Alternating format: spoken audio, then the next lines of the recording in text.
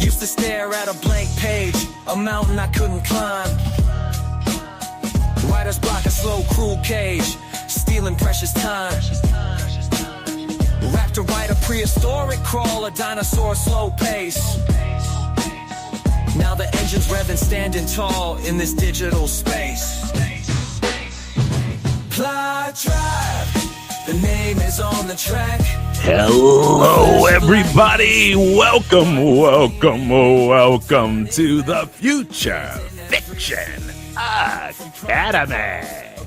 My name, personally, is Ekel O'Hara, and I am here with the great and mighty EAW, and we are going to be playing with you today.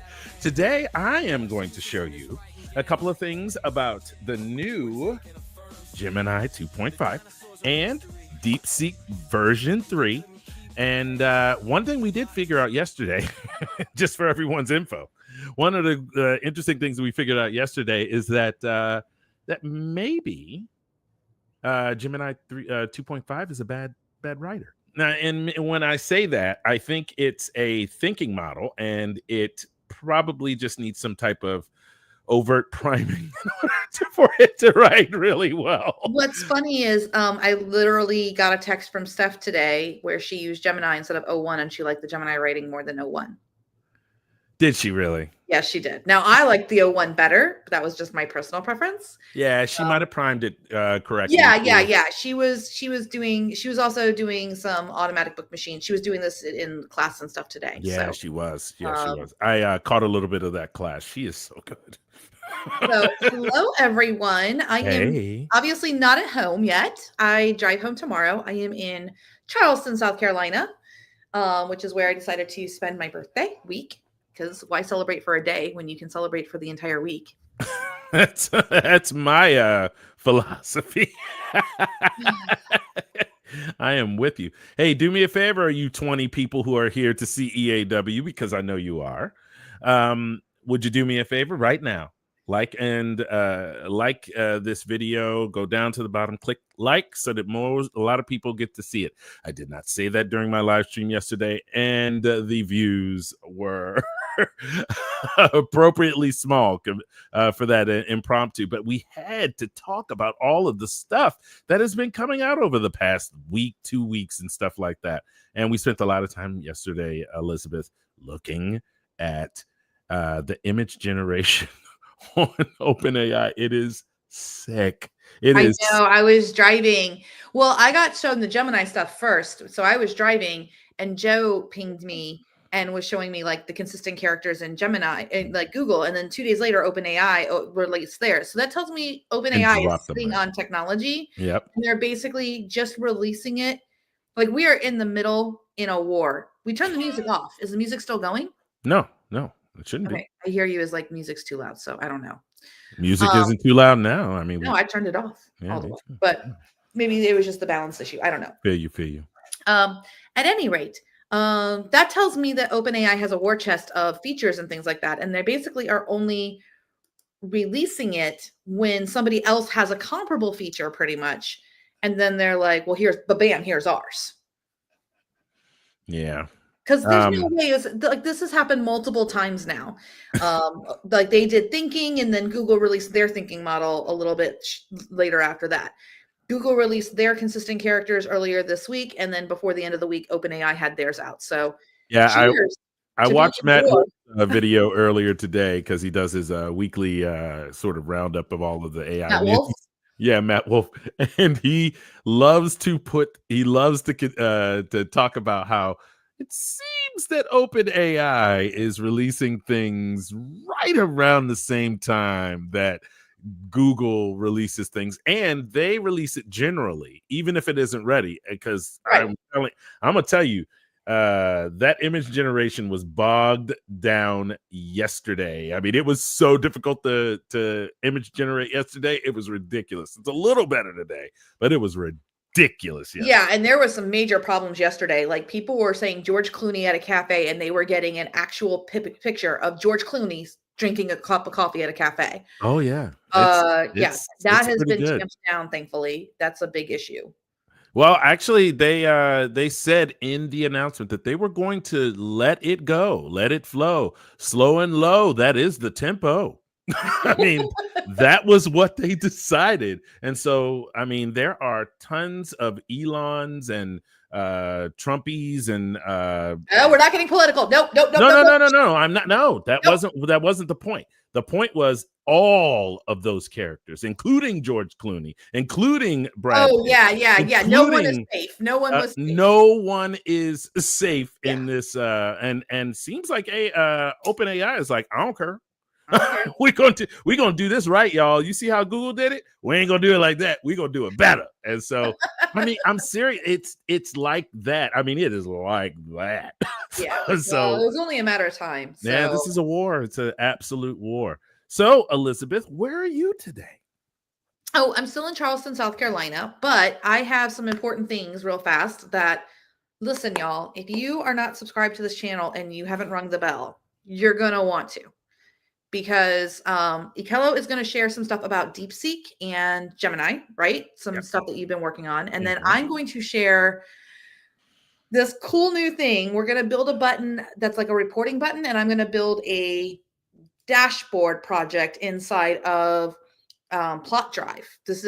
We're eventually going to have a way cooler dashboard, but I'm already starting to do the work on the research and stuff of like the things that we're going to need. So I'm doing it a little bit manually, but eventually this will be all like automated. It'll make more sense once we get to that part of the video. I was getting ready to say, I'm like, ooh. I'm going to build it from scratch. I'm going to be building it manually, because what I build manually, the team can take and engineer. So that's my job, is to live in the future and like make my future. And then they just like make it easier for everybody else. Yeah. So, but I'm going to show that because all next week and the week after, we don't have Ikello. No, not me. I'm going to be in Europe, everyone. This is the Grand Tour. London, and then to Amsterdam, and then I'm going to Bruges, and then to top it all off, I'm going to stay with a lovely friend named Olivia in Paris, walking distance from the Eiffel Tower. I'm so excited. I'm so excited. And I even get to find out whether or not she's got a cellar full of vinegar. Oh, yeah, that's right. I'm so excited. That's like my highlight right there. Yeah. Drinking red wine in Paris with a Parisian. With Olivia and Richard. Yeah, it's going to be fantastic.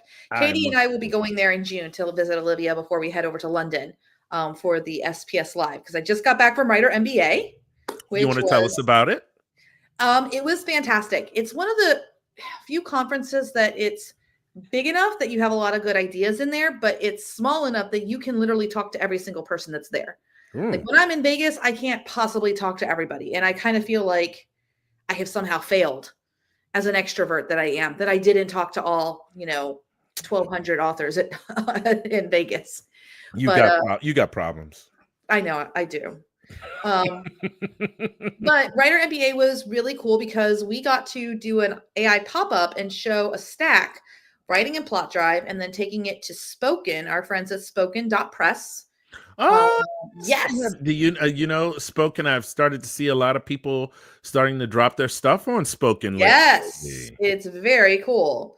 They have a fantastic. I wish I knew how it worked, but I just don't. Yeah, it was a fantastic multicast. It was so cool. And then we were able, they are now giving the ability for people to get your files from them so that you can then take them to Curios and YouTube and sell them separately and everything like that. So that's now a feature. It's manual right now, but they're working on making it so that it can be automated. Wow.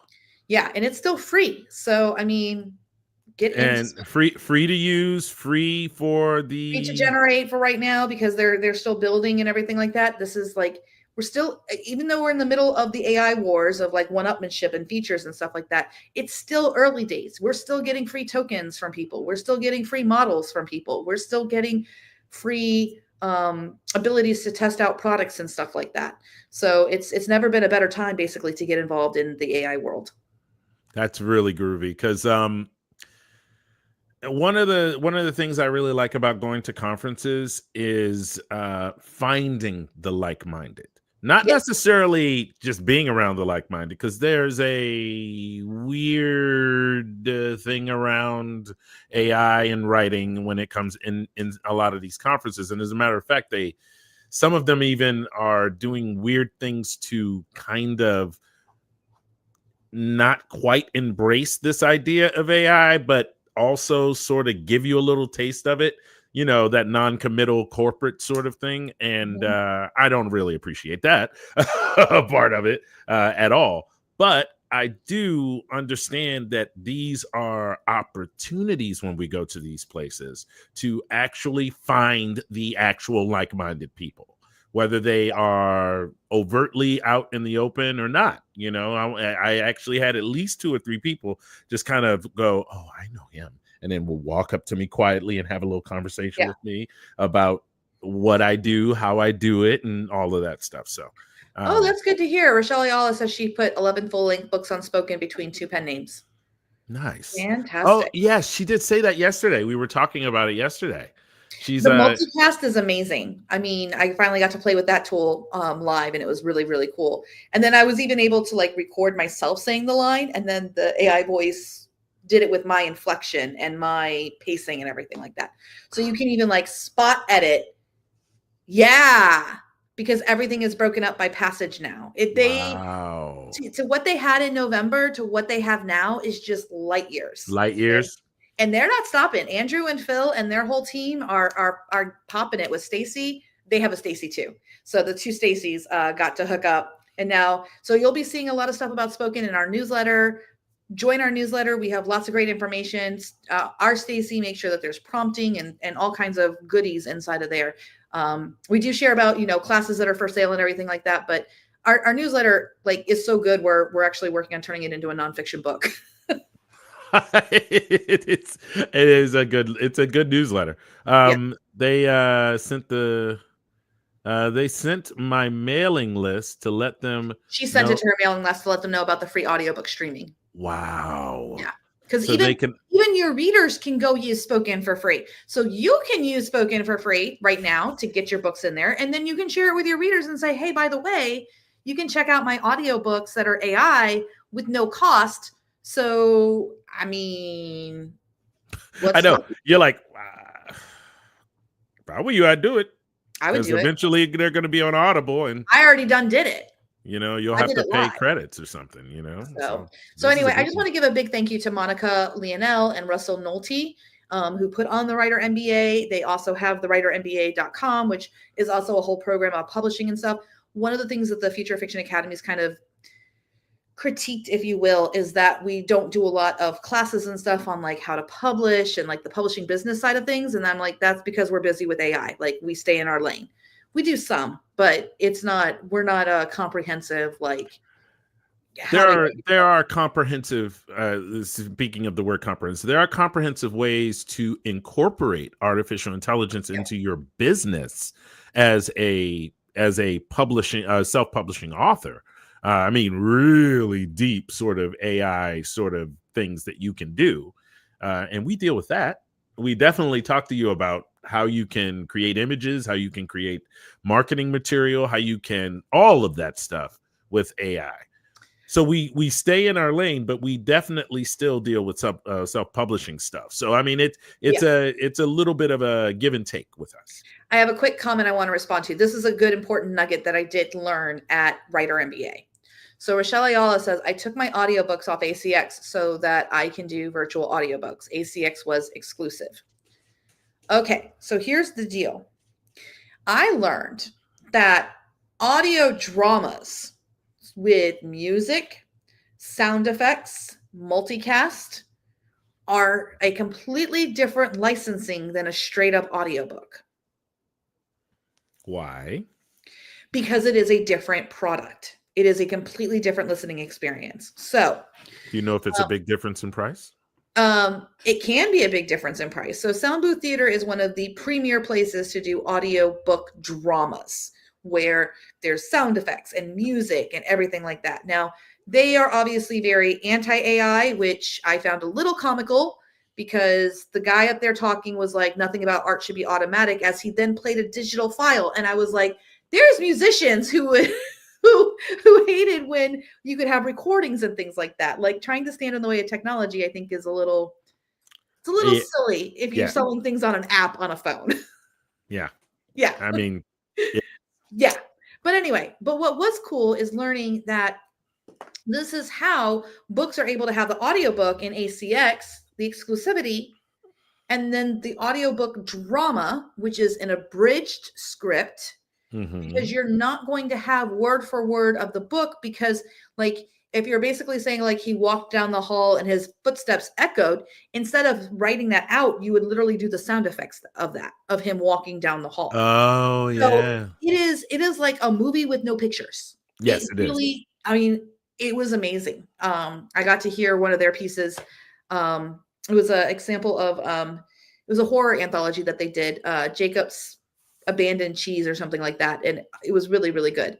So just a cool thing to know that the audiobook drama, and I say this because we're watching multimedia in AI change. Sound effects, music, scoring, all of that. Image. I know. So I mean, if I almost think that there's going to be something that's like a movie.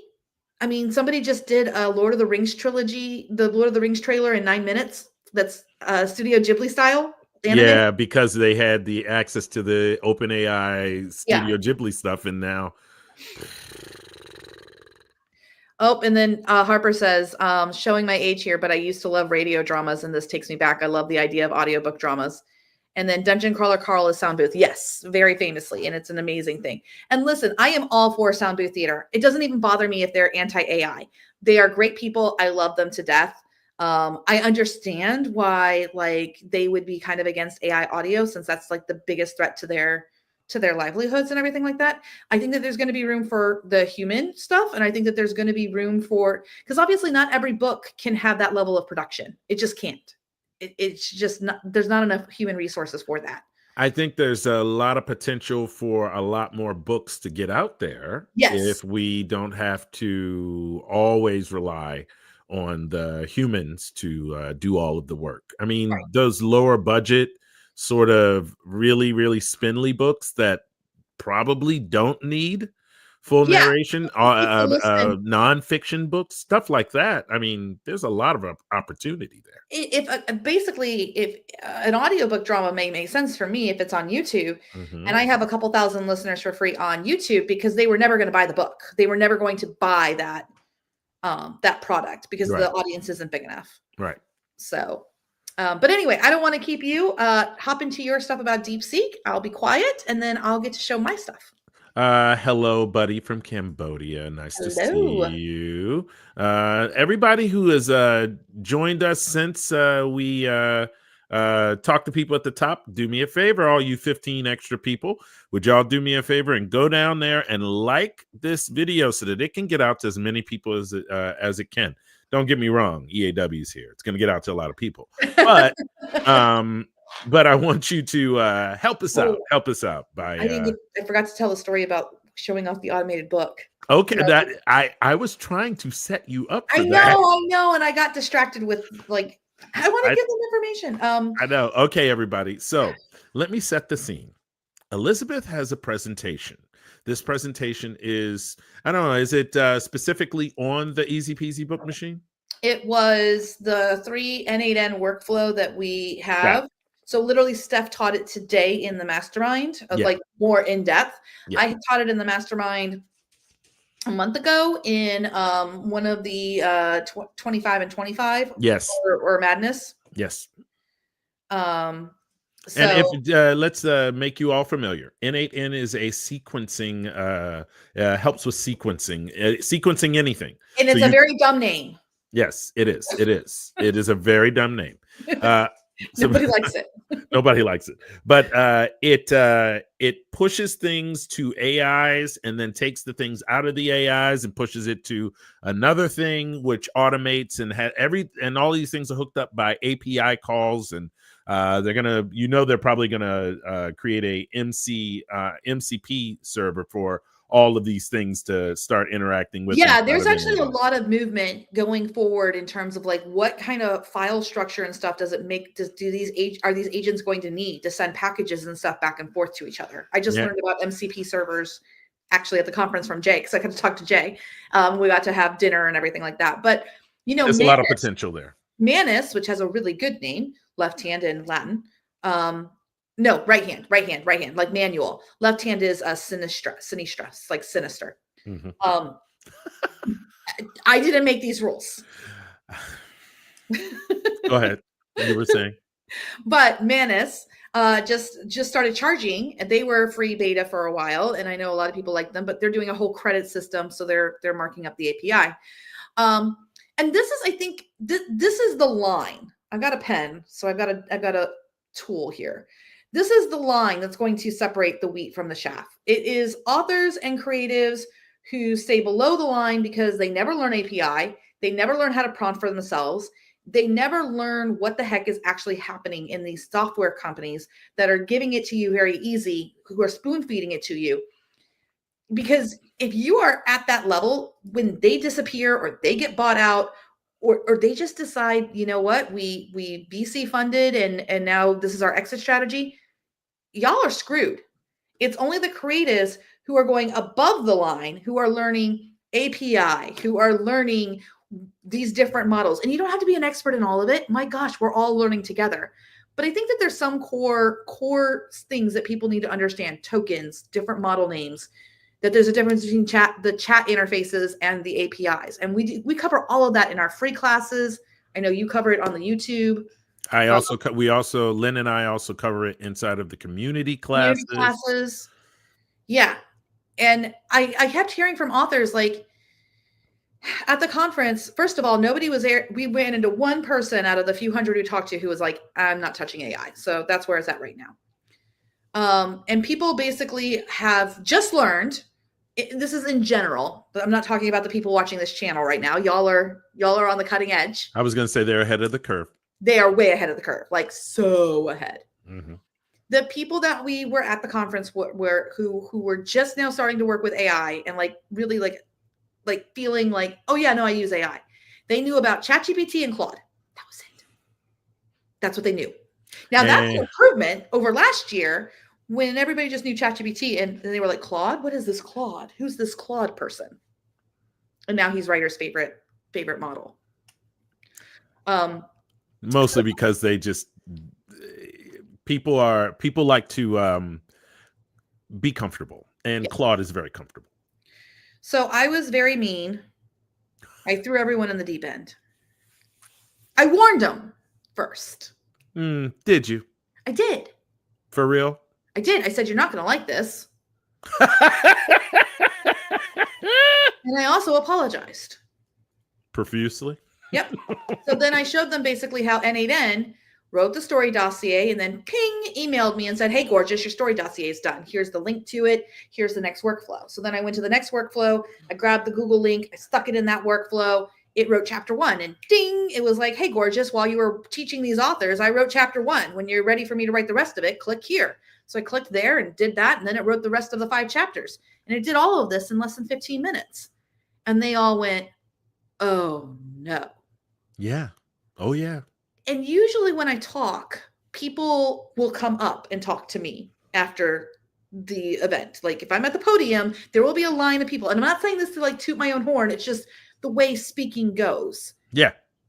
Nobody got up from their seats. They all just sat there.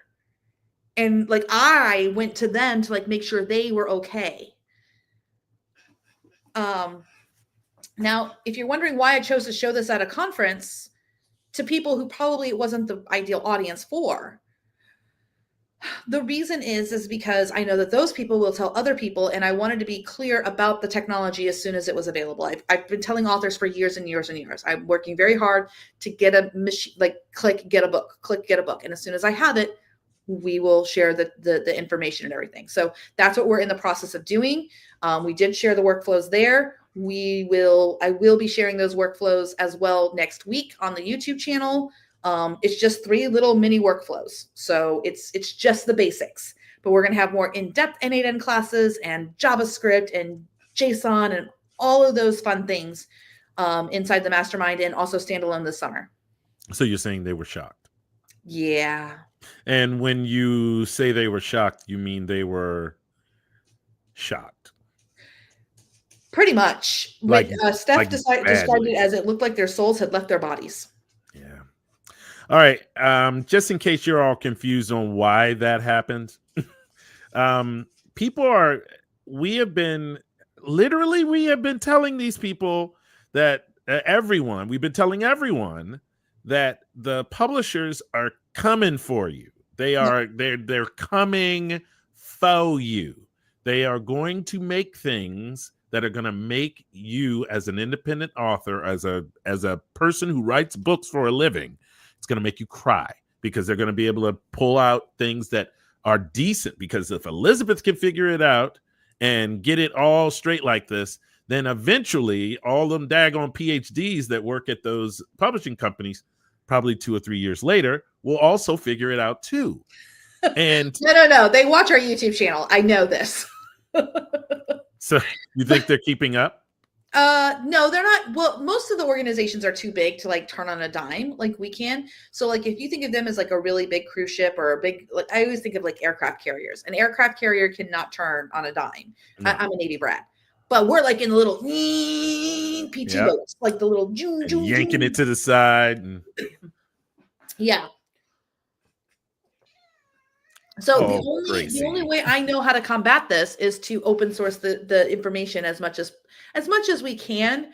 I know we also get a lot of flack for we charge for classes, but like my kids got to eat too. Oh, of course we charge for classes. Yeah. We try to give enough information that if you have more time than money, you have enough information to go use your time to figure it out.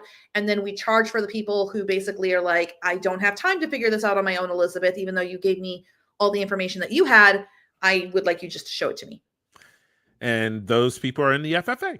And and as a matter of fact, we have a different category too. People who are actively in the innovation game.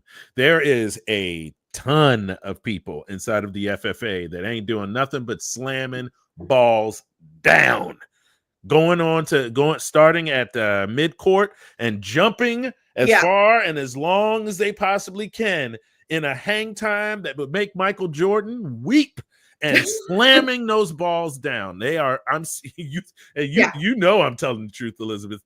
How many times have you been in a meeting and then somebody has said something, Jen BB? Somebody has said something, and you go, oh, and then another thought hits you because of that thing, and then you start going down this other rabbit hole that is actually even better than the one that we were already working. So often this happens, everyone. I have so much I am not allowed to talk about Plot Drive that's coming. Yeah. And when I say it's coming, I mean like it should all pretty much be there before I go to London in June, which is June 16th. We just got some brand new updates. How's everyone liking import and the new import buttons into new projects? Have you played with those at all? Yes. Yeah. I love them. How do you like the new UI? I like it. It's faster. It's not breaking when I make a bunch of documents anymore. Yeah, boy. I can reveal one thing, and that's only because I'm going to have it to test like in the next week or two. That is we the people who like the FFA people will be able to start testing collaboration. We'll get to have the first that's exciting. Collaboration. Huh? All included in the same price. Yeah. Everything's all included in the same price. So And also with the 7-day free trial now with Plot Drive. I don't know if we have the banner. Yes, we do. So there is now a free 7-day trial, and we're going to keep that. And we will be putting together some curriculum in April on how to write a book in 7 days with your free Plot Drive trial. So, I mean, it's kind of like the spoken situation, right? It's never been a better time to get into AI. I'm sorry. I'm so excited. Yeah. I'm always so excited. Just in case y'all are wondering, I have one of the best jobs in the world. And one of my best jobs in the world is to promote creativity and the limits for which you can take that creativity on a daily basis, and to be able to take 7 days to go from nothing to an entire book, an entire fully thought out book. You've had a chance, you spend a whole day editing, that whole thing, and it's done and ready to publish. No. I'm going to pull out my pen real fast. So none of you epic fantasy people be like, oh, we're going to write 400. No. We are going to do a simple 3-act little novel. Okay. 40 to 50,000 words, people. I'm sorry, but that was awesome. It's the truth, y'all. I'm sorry. There are certain genres that are just incredibly difficult to do in 7 days. I mean, try reading 150,000 words or something like that, and to edit it up in a very quick. Yeah, I mean, that's just impossible. SKUlights asked, what's so excitement about Spoken? Spoken is free. They have multicast. It is free for your readers to listen. It is free for you to make audiobooks. Get on the Spoken train. If you need a code, let us know. But Spoken. I said spoken. I did a long interview with them during what was it? Author Nation. Yeah, they asked about that and about the channel. I was like, well, he's kind of with us now. Yeah, so. I stopped. But I'm probably gonna still. I might even release that on this channel, because we are collaborating with them right now. Yeah, maybe I will release that interview on this channel when I get back from my European trip. We have to move on to the DeepSeek and stuff. All right, you ready? My excitement is bubbling, and I cannot wait to show them the dashboard. Okay. Fine. All right. So, hi everybody. Let's talk about a very cool thing, which is called DeepSeek version 3. All right. So, DeepSeek version 3 is not the sequel to DeepSeek R1. R1 is a reasoning model, hence the R part. Okay, so it's a reasoning model. You don't want to think of this as a reasoning model. It is a writing model. Interestingly enough, when I wrote with it, I used it to plan this first part right here. As I look at each one of the plans, it's solid. It looked at the same situation, the same exact scenario that I used in my regular thing, and it made a whole different plan. Instead of having one of the young boys leave the bodega, and then some robbers come in, it kept the little boy in the scene as opposed to having him just leave, and it changed the dynamics of the scene. Very interesting choices it makes. Now, I used it to actually, and let's see here, some of the ways that it's actually used. Opening scene, sultry Atlanta afternoon, Mama's Bodega, humble oasis in a neon lit Atlanta sprawl. Now you'll see there's the first AIism, neon. Heat waves, shimmer off cracked pavement, all that stuff. It has pretty good setting, pretty good action. That internal monologue, another day, another dollar. Mama's bodega, Mama's cage. Yeah. Ouch. Yeah, it's brutal. And it reads pretty well. So let's go down. And then I took the actual thing that it made, and then look at that. It even gives dialogue examples and everything.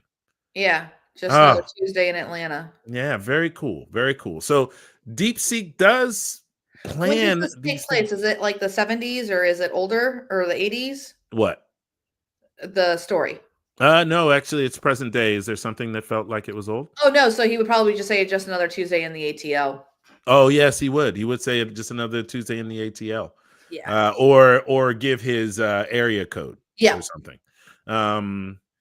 All right, so here it follows the plan, and then that's when I switch over to the heck is it called? Gemini 2.5. Yeah, I was gonna say that looks like that sounds more like Gemini writing right there. That is, it very much is. The heat was a physical presence, thick, wet, pressing down on Atlanta like a damp shroud, shimmering off the cracked pavement.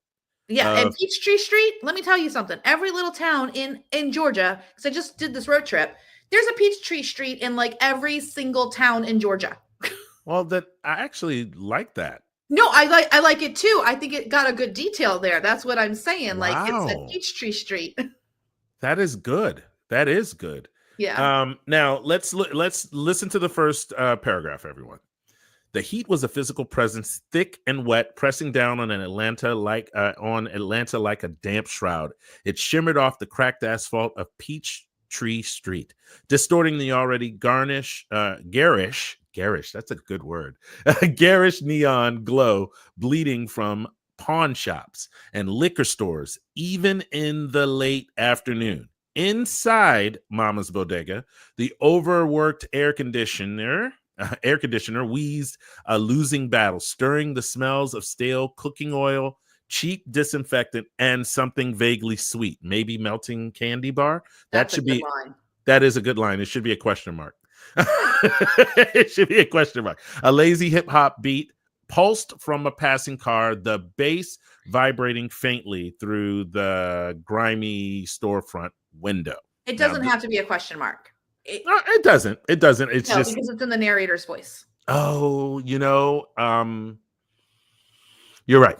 And there's a difference between maybe melting candy bars and maybe melting candy bars. If it was from a first person's point of view, then maybe you would put a question mark there. Yep. So we have the actual built thing, right? Yep. Now it's going to take this, and then instead of using DeepSeek, I decided to switch over to using Gemini 2.5 because it is supposed to be a thinking model. So I was like, well, let's see what it actually does with the comprehensive plan to zhuzh it up.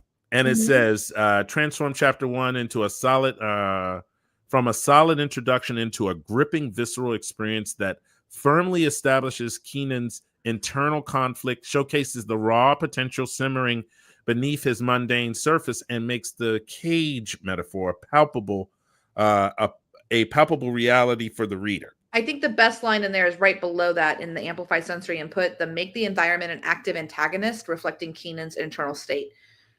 Turning the setting into an antagonist it's a very advanced writing skill. Yeah. There's quite a few famous novels out there where the setting is literally the antagonist. So that would be unique because oftentimes it's used in like nature stories, like when you crash an airplane or something and you're surviving, basically your obstacle is the nature and everything like that. So to put that in the middle of a city civilization where it shouldn't be an antagonist is a really cool contrast. Now, once it used its own plan is when it fell apart. I don't understand what happened. I don't understand, but I'm going to read this. You tell me if it sounds better, because I don't think it does.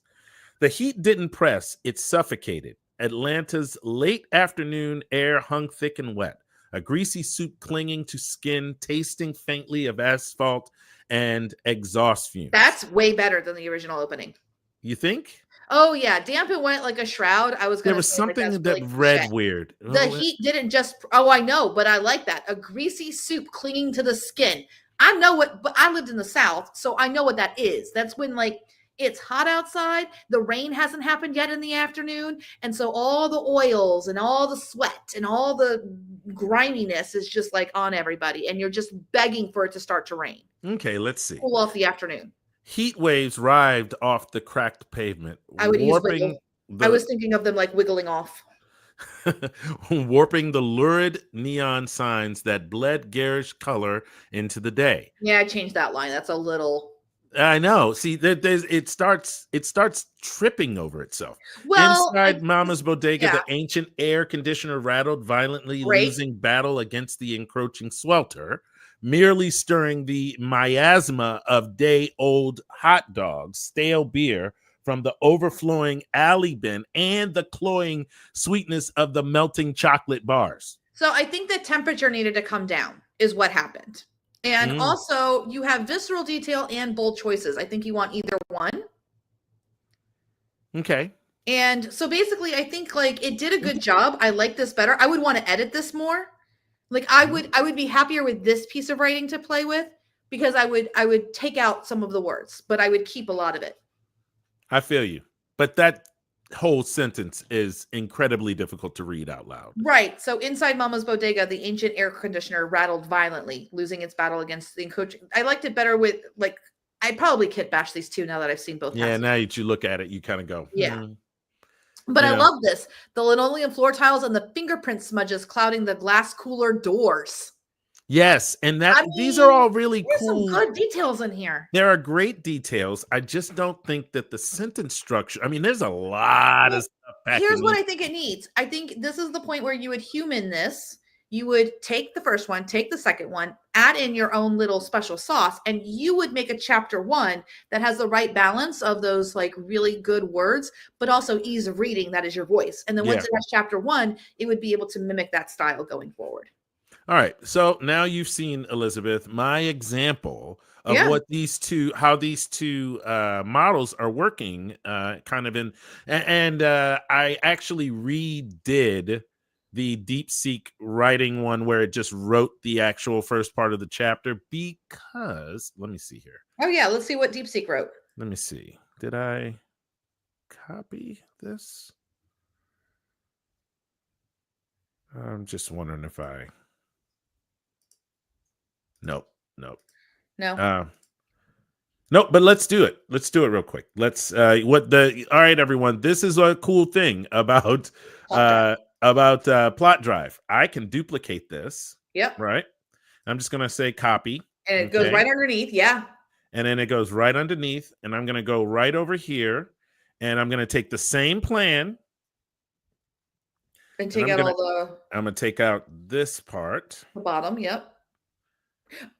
Oh, one cool change, and I think everybody already saw this, is that the AI settings are soon going to be moving to underneath your buttons, so you don't ever have, you can just keep working in the document. Which is awesome. Yeah, I wasn't revealing anything too much there. No, you weren't. All right, so now I've got, let's see. All right, so here we are. There we go. So follow the plan to write chapter 1. Let's close this off. Make bold choices. Make bold choices. Now, wait, before you press the button, does it just only have words before and no words after? I'm hitting the go button. So yes. It's after. No, it's go is words before. I mean, no, it's before. It's before. Yeah. Why? So basically everything below that, this is a really good example real fast. I'm just pausing you. No. You have a worksheet here. And this is actually really innovative. And I'm going to take this to Jay and them, because basically what we could do is have some worksheet type interfacing where you do that step right there in the space, and then the next part you're just going down and clicking another button in between the sections, and it's not seeing what's in the bottom of the document, it only sees what's above it. Yeah, this was literally just a personal choice on my part, as opposed to building I didn't feel like building the buttons. I just wanted to like work inside of the documents. This is a really good way to iterate and test and be using the same prompts over and over again, but you can see the prompts, because once you put them in a button, it's really hard to see what the prompt was. This is a really great way to troubleshoot. Yeah, it really is. And so, and especially when you're kind of writing a first draft, sometimes it's just better to look and see what's happening at the same time. I think we should call this the worksheet method. Yeah, you're right. It should probably be called something like the worksheet method, as opposed to the gladiator, which is you don't look till the end. Right. It's more of a business oriented sort of way to self-publish. So This is more of a independent, like you're building this thing and it's your baby sort of thing. Okay, This so is a baby. This is definitely a baby thing. DeepSeek version 3 on? Because I think I interrupted you and I apologize. I was about to do that. Yep, I know. I was naughty, but No. Cool to see You it. did not. You did not. You were not being naughty. I like being naughty. Okay, let's see. Sorry, guys, different podcast. All right. We're on DeepSeek and we're at 1 and 16. It does 16, by the way. Okay. I know. Thank you, Gracie, for the butt shot. She's so good at it. She's so good. All right, and go. Oh, this is really good. Harper says, I always try to say what the prompt is in the tooltips if it's short enough. Otherwise, I try to give a good summary of what the prompt button does. Yeah, I do too. Sometimes they're so esoteric, though. I mean, I have a curses button. It pretty much explains itself. Add more cursing. Yep. So sometimes you don't need it, but yeah. And we're at.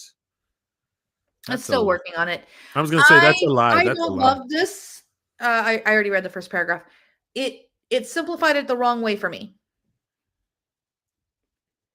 Because you have a sentence that the heat was a living thing. So you have like a passive sentence right there. Yeah.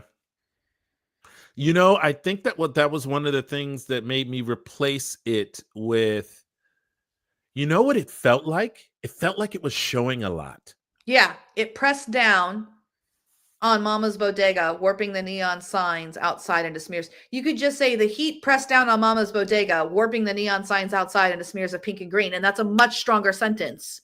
You don't need the was a living thing. It's not, those words don't really add anything. Yeah. Yeah. I mean, there was we had the same problem here with the air was inside was thick with this just very AI-isms. Yes, very, very, very. Plantains and stale beer. Fried plantains and stale beer. That's a great little line, right? I don't know why it would smell like stale beer in a bodega, but whatever. And I don't understand this writing either. This doesn't make any sense to me. The rag was stained with something he didn't want to think about. He'd been here so long, he didn't even notice the smell anymore, just like he didn't notice the ache in his lower back or the way his apron hung limp and greasy from his shoulders. You know the ache in your lower back. I don't care who you are. And he's a military man. He would know. He understands these wear down sort of like things. Another day, another dollar. Mama's Bodega, Mama's Cage. That should be the first line of the chapter. Yeah, it really should. And then So there's a lot more there's a lot more structural editing, whereas the other pieces I would just be removing words. Yeah. Words. That's easy for me personally. That's an easier edit than I've got to restructure this. This is like the building is not on a solid foundation. Holy crap, look how many words it wrote. What? No. The Nebular Cruiser? Oh, okay. It only wrote 1,000 words. Yeah. Girl, I thought it said, because it does the thing with the it shows you the total countdown here. And I thought that was the count. I was not just write all of that. Let's see how it ends. Flash memory is Mama's face smiling, his voice gentle, but her voice gentle, but you're meant for more than this, Keenan. Don't settle. Wow. See, there's lots of interesting things in here and lots of ways that he kind of went about doing things. Let me see what about the actual fight. Towards the cardboard register, old business cards. He glanced, raised his eyes, Nebula Cruiser, empty the register. There we go. The bell jangled again. Keenan's gaze snapped to the door. Two men stepped in, masks pulled over their faces. See, this is all, they're just telling me, just showing me a bunch of crap. I mean, telling me a bunch of crap. It's really short. Yep, gripped a cheap handgun, other knife. The air was in the bodega. It went electric. Boogie, woogie, woogie. Empty the register now, gunman barked. The gunman barked. His voice shaking.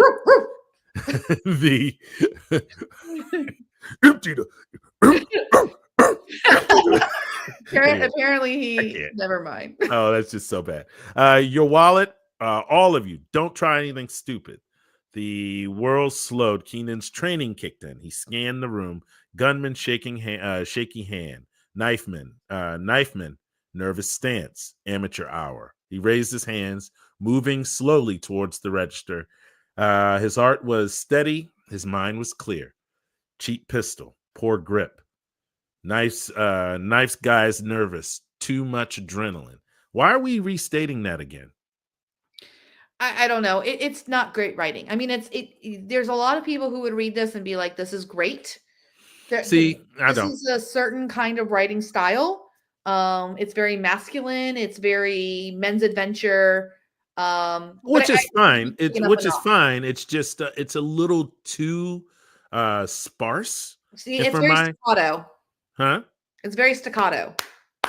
And there's something to be said about that Vonnegut sort of staccato, sort of grippy. You know what I mean? But we need better words than the gun clattered to the floor. Yeah, we do. So I think if you're gonna go this short and this punchy, like have better words. You could keep that and like thumbs this up and then highlight that one paragraph and ask Gemini to like keep it short and punchy, but make the word choices a lot stronger and see what you get for just that one paragraph of the gun and step closer. And now, ladies and gentlemen, you have seen DeepSeek V3 and Gemini 2.5 Pro and how they actually do those things. Write the plans, write the actual chapters. It gives you a good idea of what you're getting yourself into when you start using DeepSeek, because there's some stuff there. It's just, I can tell that it was fine-tuned by somebody from a different language. I can actually feel the lack of English nuance in the way that it just lacks the sophistication in the sentence structure. Yes, that's what I mean. That's exactly what I mean. Wow, what is going on our chat that we've got 45 friggin' comments since I looked last? I don't know, but they were saying bold choices. I was watching it and everything like that. Harper was saying she needs a curses button. Bold choices. I'm telling you. Found that R1 has really good first lines and setup, but then it gets a little lost a few paragraphs in. Haven't tried V3 yet. Mm-hmm. V3 is the foundation of what R2 is going to be. So V2 was the foundation for R1 so that they could make a reasoning model out of it. Mm-hmm. I have a feeling that that V3 is a better language model than V2 was. And so when they do the reinforcement training on it, that it could possibly turn out to be a better model for writing too. So we'll see. Yeah. So I've been working with this was one of the things that I did in my talk on last Saturday, at Writer MBA. And I was like, who can guess what year I published with AI in my book first? And nobody guessed 2021. And then we realized like it's been 4 years. Like the time has really tick-tock gone by. And so half of a decade because of COVID, half of a decade. 4 years. Almost there. No. This is 2025. This is I published it at the end of 2021. Oh, yeah. Not 2020. Yeah. My God. The models were really, really, really elemental in 2020. But you still had your writing professor give you props on. No, not my writing professor. He's like a mentor, and he's a New York Times bestselling author and like really big. But my point is that because I've been doing this for so many years now, when I look at these models that come out, like to me, V3, it feels like my frame of reference is like, okay, it looks like they stepped up from like 3.5 to 4 turbo. That's what it looks like to me. They haven't quite hit the 4.0 as far as writing goes. But this was the same iteration path that OpenAI had to take. The only one that like was out of the box, amazing with writing from the get-go was Claude. It was ridiculous. And that was Claude was fantastic with fiction until they neutered it. 2.0 was amazing. 1.0 was amazing. So I got to use Claude 1.0 in Slack, and then 2.0 came out. Oh yeah, that's right. I Yes. was a Slack Yes. guy. We were so desperate for Claude's brilliance, like we were using it in Slack, people, and getting our Slack. We got a Slack community shut down. So much cut and paste. So much cut. So much copy and paste. So much. Down with copying and pasting. So I think DeepSeek might get there. I think it's working in its way there. It's getting there, yeah. And this is one of the things that came up a lot in Writer MBA. People kept asking me, like, what model are you using? I'm very much an OpenAI girl these days. I flirt with Google, maybe a little bit of Claude here and there, but I often don't take the time anymore to like learn these new models because I've gotten to the point in my workflow that like I need to get stuff done. I don't need to keep experimenting unless I'm actually like testing out a model for education. That's what I'm here for. It's totally what I'm here for. I taught hundreds of people how to evaluate these models, so I don't have to do it anymore. For a year and a half, I had to test like every model, like how well can you write a blowjob? How well can you write a torture scene? It was a long year and a half. Now everybody else gets to do that work. Yeah. We do all that work, and she innovates. She spends. All right, so Elizabeth, we're at the 55-minute mark. We have done all the stuff. We talked about all the things. We've done everything that we said we were going to do for this live stream. Ladies and gentlemen, it's time for a bonus. Are you ready, Elizabeth? Madness of EAW. Okay. Madness of this EAW. idea literally came to me yesterday in the Plot Drive engineering meeting. And I was like, oh, I'm going to do this thing. And I was going to do the thing in advance, but then I was like, no, Elizabeth, they don't like it when you do that. They like it when you build it live for them to see it. So I'm sorry, I'm reading Harper's thing about a torture scene. I'm like, don't tempt me. I'll make it write a good torture scene. I've made some good torture scenes. Like, oh yeah. Some I would like to scrub from my toothpicks under the nails, the whole 9 yards. Like removal of limbs slowly. And yeah, I would like to bleach my brain. At any rate, so this idea, this dashboard, this control panel, this thing, it's rudimentary tonight, okay? It's not going to be all the bells and whistles yet, but what I'm going to be working on here, like literally in the future, very near future, we are going to be able to like pull this kind of information automatically, okay? But they can't do that until I show like, why is this even important? So this goes hand in hand with the nuclear changes in publishing. I'm going to go ahead and present. You do that. Share my screen. I actually wish that sharing process was quicker. I know, it's not great. Okay, so yeah, I shared the link, and look, they made this really cute graphic. I look so silly. I look young and old at the same time. What in the world am I looking at? I know. Was this something they did in ChatGPT? I think so. Yeah, I think they did too. I liked it. I look like I command a ship. Yes, you do. I look very, very strong. And a little. That's very close to you. Yeah, it is. I mean, I don't think my forehead's that big, but I don't know. Laura says the same thing. I did a picture of her. I did her as a princess. I did her as a marble bust. And I did a bunch of like different animated things from us at Christmas time in a selfie. And she said the same thing about her forehead. She's like, I don't think my forehead's that big. So this is the big deal. 7 books in 14 days with Plot Drive. That's great. That's what you're going to try to do.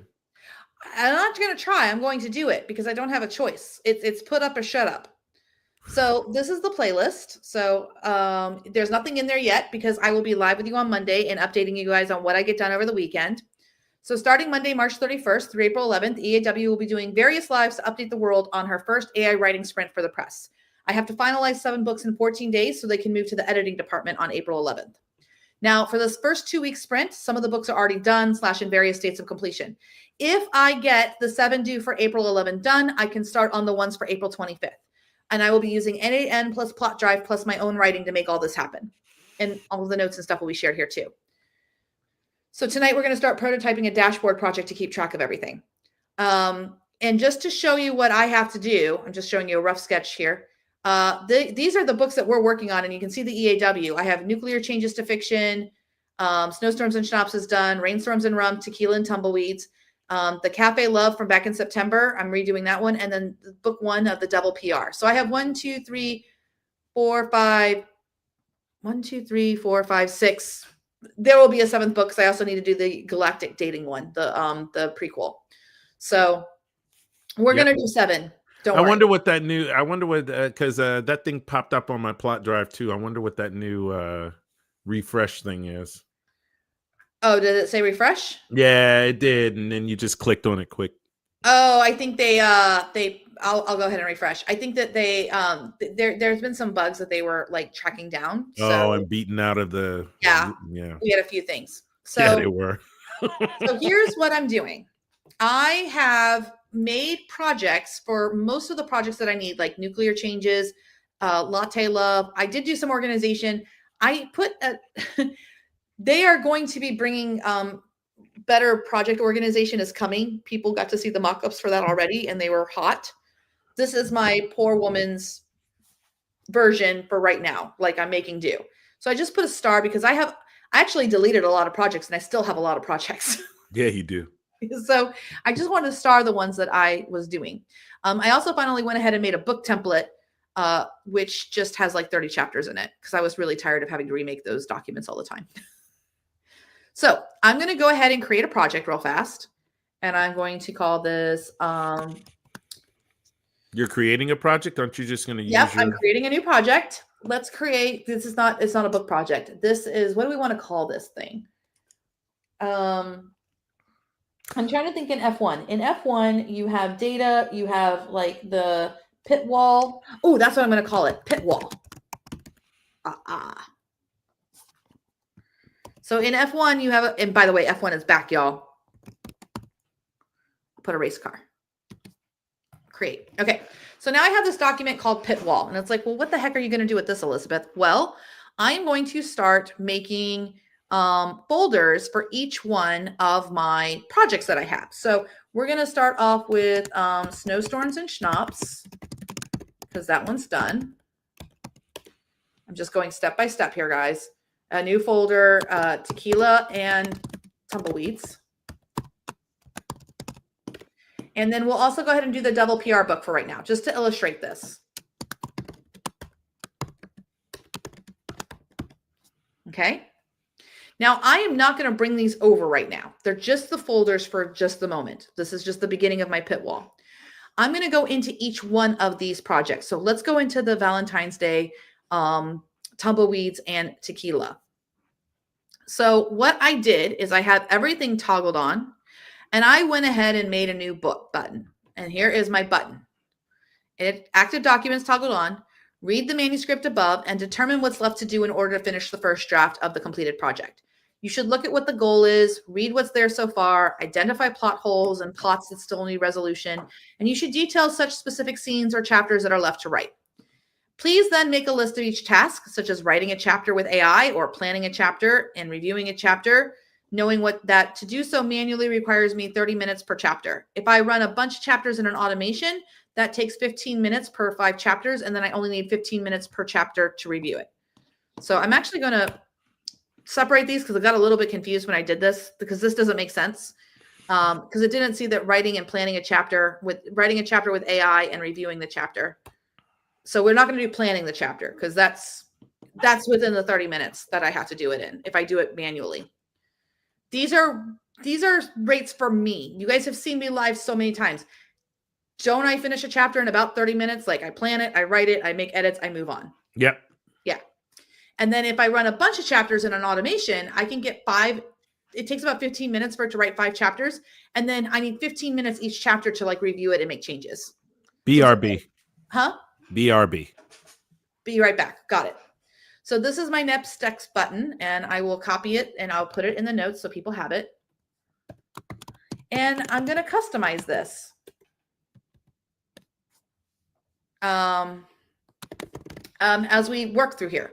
But the idea here is that we're going to, I'm not going to move all of the stuff in the projects. What I'm going to do is I'm going to come over to this report thing. This was my test beforehand, so just ignore because I was having some fun times with it. I was actually using Gemini Flash, so we'll go ahead and use Gemini Flash again and see what it can do. And all I'm going to do is I have the prompt, and so the Story Bible and the Tumbleweeds. I'm checking what prompt says.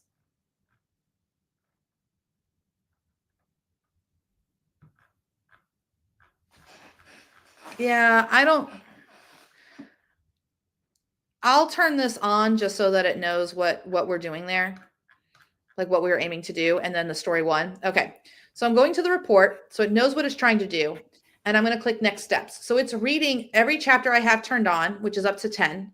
And it's like, okay, I have reviewed the manuscript, considering the overall goals of the novella: insta love, red hot romance, strong female lead, compelling reasons for attraction, return to new life. So it tells me where's Andrew? The threat of Andrew never comes into play. This is the other conflict. We need this for tension. It cannot fizzle. Sounds a little stressed out. Yeah, it's having an issue. But it went ahead and kind of made this, and then it wrote this stuff here. It's almost there. It's not quite there for all of the draft stuff. So it's not bad, but you can see where this is going. Yeah. Anyone excited? Let me go check the chat. Anyone excited about this possibility of like what the potential for this could be, of a little publishing assistant or like taskmaster that's like, hey, this is what the status is of this project. So I'm going to thumbs this up for right now. That is cool. Oh, I've got the bug again. What? I do. Refresh. I'm gonna.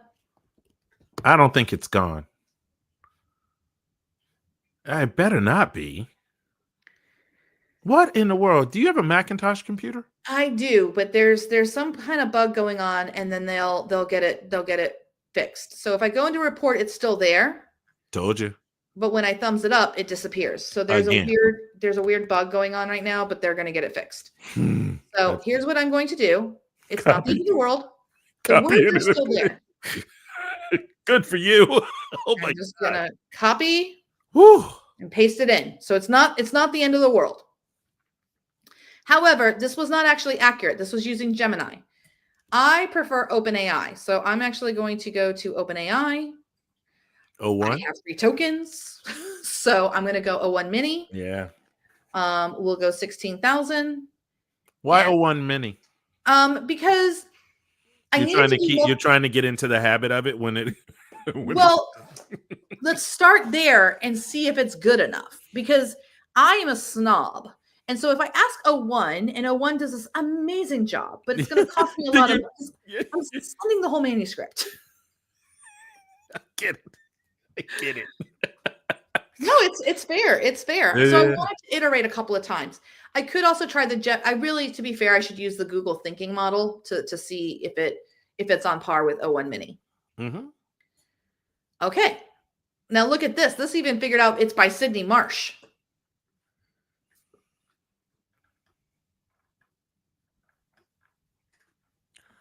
How long would you use apply it? Huh? I'm seeing a Jorge question. How long would you use apply it? What is that? Is that what you were doing? I don't understand what I don't understand the question, Jorge. Let me go look at the question. Let me see here. I would plan to do this report at the end of each day on the projects that I worked in. So this is like a cool thing. And I mean, this is really helpful, especially if you have to put a project down for a little bit and then come back to it. You know? Mm-hmm. So I see what's wrong with this and why it's not working very well. I'm going to dismiss this. I'm going to fix my button. So I know what's wrong. Okay.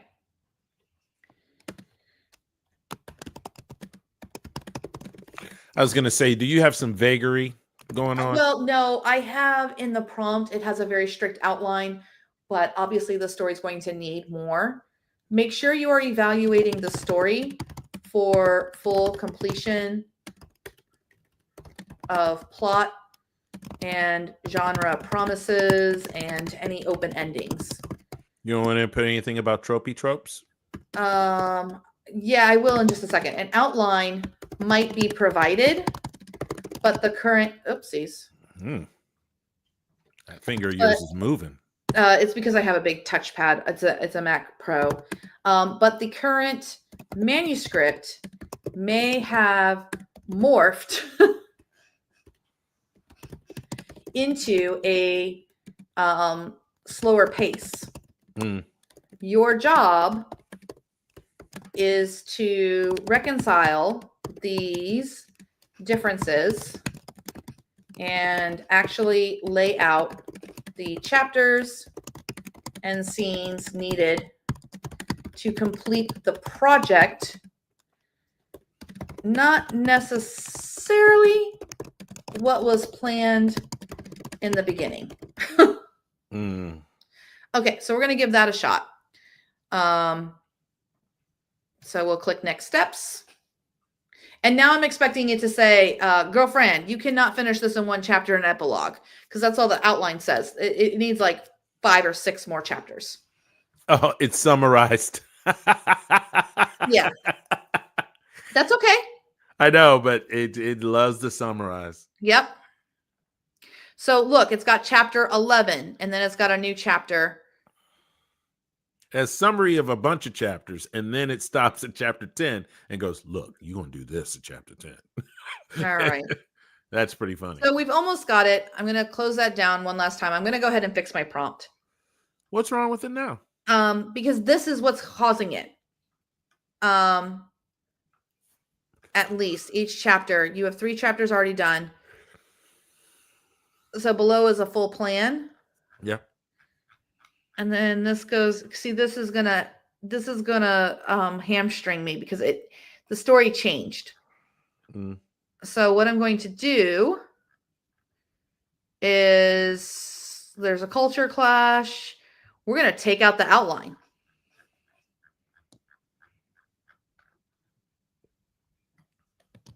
And then I'm going to create a new document, and I'm just going to say, was end of prompt. So I can go to this. Okay. So basically I'm taking out that like structured outline that, so and putting it in its own. Yeah. And I'm not turning that document on. So it has the instructions of like, this has to be a red hot instant novella with these things and at least 11 chapters, but it can do more than that. And so now it should prescribe like, girl, you're right at 1 through 10 and you need more. Okay. It's still really hard set. Dismiss. This is why we tweak, guys. This is what we do. You can and should suggest more chapters than what's planned if it will make the story fully complete. There. We will keep going. Dismiss this. Now, remember, everybody, the reason that this is happening right now is because we're in the middle of an iteration process, an iteration cycle is what I meant to say. We're trying to figure out the best way. And so just so y'all know, we do not know every single prompt will work as soon as we put it up. I mean, it just doesn't always work, especially if it's a little more complicated. My test, I did not give it the prompt. And it just decided to put the other chapters in there. So I think I'm going to take out, I'm just going to thumbs this down. I'm going to turn off the prompt. So it only has Story Bible and Tumbleweeds and Tequila. And let's try this again now. So now it should prescribe more chapters. The old prompt even did more chapters. Do you mean to have on chapter 1, 2, 3, 4, 5, 6? I have through chapter 10. Okay. The Story Bible, which is everything summarized, and then Tumbleweeds and Tequila, which is it has the longer outline. Okay, so I've made substantial progress. So plot points. Past chapter 10, Savannah's confronted, Lisa's roles, security at Hacienda, potential threats from reporters or disapproving locals. That's a good idea. Survival. Suggested scenes. Okay, so chapter 11, chapter 12. See, now I'm getting more chapters because it's not hamstrung. See? Yeah. And it's still in novella form. Yes. So we have here, and then it has the writing remaining chapters and all of that. So as a process, this is solid. And look at this. Utilize AI tools. Grammarly, Pro Writing Aid. I would recommend AutoCrit. 10 minutes per chapter. I mean, it can really break down how much time is needed on this. And then for me, I just try to beat them. Like I would be like, okay, there's 10 hours. So schedule 10 hours. And then can I get it done faster than that? That's because I have high competition. I was going to say you probably could. Yeah. So I'm going to thumbs this up. That's really annoying.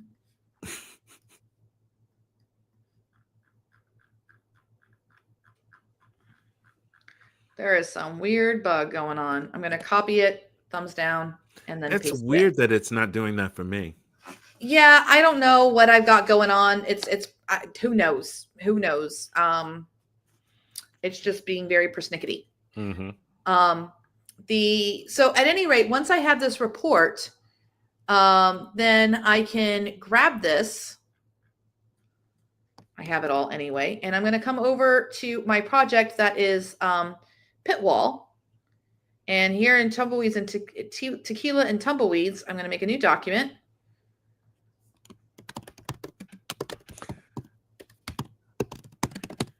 You know, I don't know if I necessarily appreciate that you can't start a new document in They're fixing that. We talked about that. I'm like, I don't know if I appreciate that. I know. So now that I have this report, I'm going to go ahead and get the same report from the Double PR book. So the way I'm going to do that is I'm going to go to my Double PR book. Mm-hmm. And this is what I was talking about, this new feature, this import buttons. So I'm going to click import buttons, and I'm going to import a button from the Valentine's Day TNT. And now all of those buttons are in here. Wait a minute. I thought it just imported the one button that you clicked on. No, it imported all the buttons, but Why? That's okay. I can delete. It's easier to delete buttons than it is to add buttons. Yeah, that's fine. Well, they're going to work on that where you can like check box which buttons you want. I'm not giving anybody a hard time. Yep, but I've got my next steps. So now I've got here. Okay, so we have notes. That's for me. Story information. Don't have anything right there. World building. Yep. So we're going to turn on world building. We're going to turn on characters. We're going to turn on the writing styles. We're going to turn on the stories for 3 books. What's the story so far? Oh, yeah. I don't know that this is accurate anymore. Outline for book 1. Nope, there's nothing there. Okay, so now I have chapters written. You can tell that this is from before we had folders. Yeah. So we have chapter 1, 2.3, 3, 2. Yeah, this is a little bit of a hot mess because I have the what's next. And so this is going to be an interesting report because this is a hot mess. we playing with this. Yeah. I'm really excited to see what the heck the report says. You know what's interesting about this is that because they weren't in folders, you can see how you were trying to organize this stuff in line. So everything's on. I'm going to do the next steps and we're going to see what the heck it says. It's going to be like, this is. Come on, mama need a new pair of shoes. Very confusing. Come on now. You got this.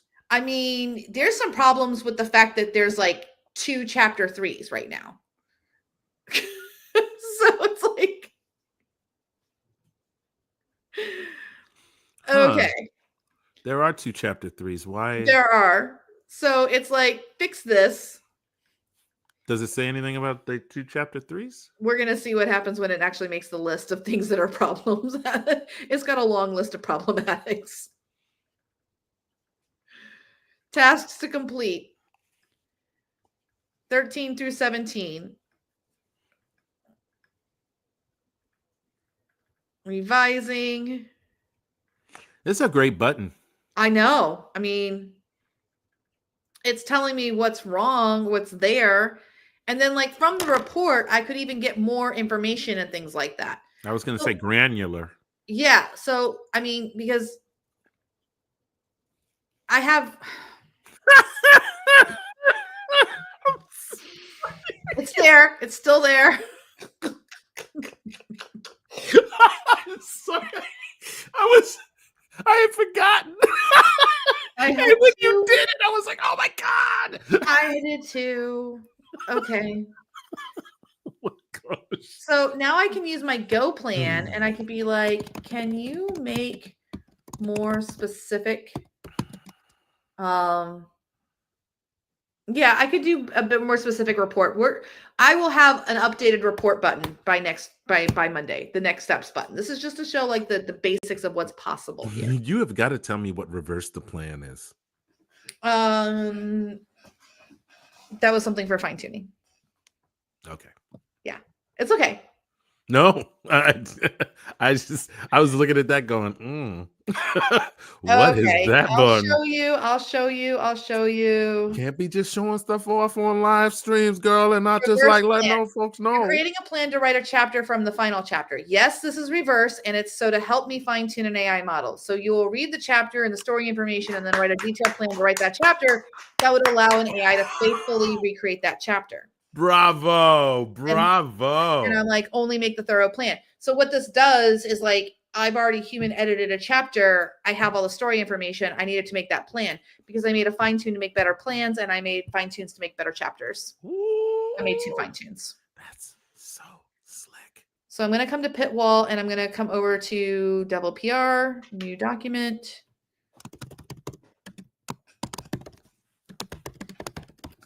Now, here's where this gets kind of interesting. This is a poor woman's Google LLM notebook is basically what I'm about to do because it allows me to have granular control over my prompting and everything like that, which, I mean, Google LLM notebooks are cool, but it doesn't really show you what's happening much on the back end with the RAG and everything, right? Right. So I'm going to say today is March 28th. Today is the first day of the rest of your life. I should say what year it is. These books are due April 11th. I need a plan to get both done. Working in sprints of no more than 1 to 2 hours at a time, with ample rest between. My working hours can be 10 a.m. until 10 p.m. So long as I can take a nap for 3 hours. Let's see, conflicts. I have meetings Mondays, 12 p.m. to 3 p.m. Tuesdays, 2 p.m. to 3 p.m. and Thursdays, 12 p.m. to 1 p.m. Daisy, do not bark. And Friday, I am live at 8 p.m. EST on YouTube. I do work weekends. I am driving, but I cannot start these books, this book work. I would dictate this. This would be good use on the phone. Basically, I'm making it my own personal assistant because if I can just dictate it, go, it can actually like be my second brain. As long as I'm feeding it reports of like what's the status of the situations and the AI is making those reports, this could be a very powerful thing. Until Monday, March 31st. I am not working Tuesday, April 1. Make me 3 different plans to get the work done. Based on strategies for someone with ADHD, autism symptoms. Do you have are you before you hit that go? Yeah. What's your AI you're using?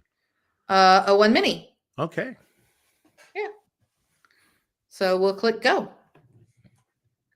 Didn't want you to hit the button if you had it on a dumb model. Oh, I know. Okay, so it's looking at that, working in sprints of 1 to 2 hours with ample rest periods fitting around your specific strengths. So time block scheduling. So it's looking at this. Nap, 3 hours, flexibly placed based on energy levels. I like it. Excluding the nap, about 7 hours a day. It's got me. It knows me. Look at this.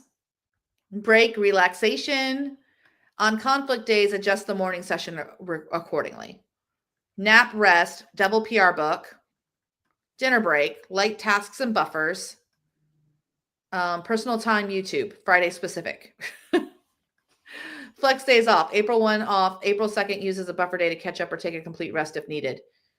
And then it's got Wednesday, April 3rd. Mm-hmm.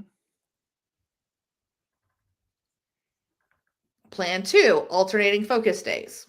I probably like that better because then I'm not, once I'm bored with a book, I move on to the next, I would want to move on to the next one. So yeah, it can create a whole schedule with your things here. Task-based flex scheduling. Create a prioritized list every day, specifying tasks for each book. Working 1 to 2 hour sprints whenever you feel most alert, fitting around your schedule. Task switching allowed. If attention wanes, switch to it. I like this one better. High priority from either book. Break 15 minutes. Continue the task or switch if attention lapses. So I really like that I can just very easily, so here's an example task list for April 3rd. So I'm like, actually, let's go ahead and do this. I'm going to say yes. Mm-hmm. I'm going to say, it worked. I like plan 3. Please make me a whole schedule of those task lists, like the sample for each day. Go. It worked. Yes. Did you notice that? Yes, it did. I'm very happy. Let me go to the comments here. Ooh, me too. Whoops. So what do you guys think? Danny's like, interesting. Has anyone used Plot Drive for this? I mean, it's not Plot Drive specifically. It's really like any LLM. But basically, I'm taking some of the functionality that we often do in chat, and I can bring it into here. And you might be able to get away with this inside of projects. Yeah, you can. But it's really nice that I can just do this inside a Plot Drive. Look, this day is scheduled day off.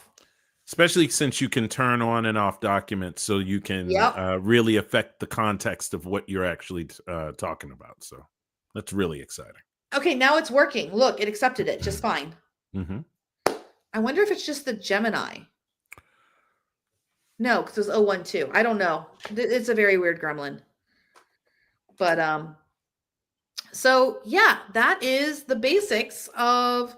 I'm gonna remove from screen here.